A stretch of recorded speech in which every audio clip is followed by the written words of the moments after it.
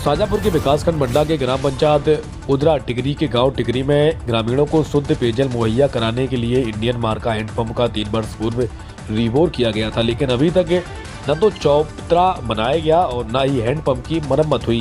ग्रामीणों ने कई बार प्रधान और ग्राम पंचायत अधिकारी से हैंडपंप की मरम्मत कराने की मांग की है, लेकिन उनकी ओर से कोई ध्यान नहीं दिया जा रहा। भीषण गर्मी के कारण पेयजल की मांग बढ़ी हुई है। खराब हैंडपंप के कारण ग्रामीण और छोटे नालों से दूषित पीने को जो पानी है उसके लिए जो है मजबूर है। प्रशासन की लापरवाही से ग्रामीणों में रोष व्याप्त है। स्थानीय प्रशासन से मांग की जा रही है कि जल्द से जल्द हैंडपंप की मरम्मत कराई जाए ताकि लोगों को पीने के लिए जो है पानी की समस्या से राहत मिल सके। संवाददाता देवेंद्र पटेल की रिपोर्ट।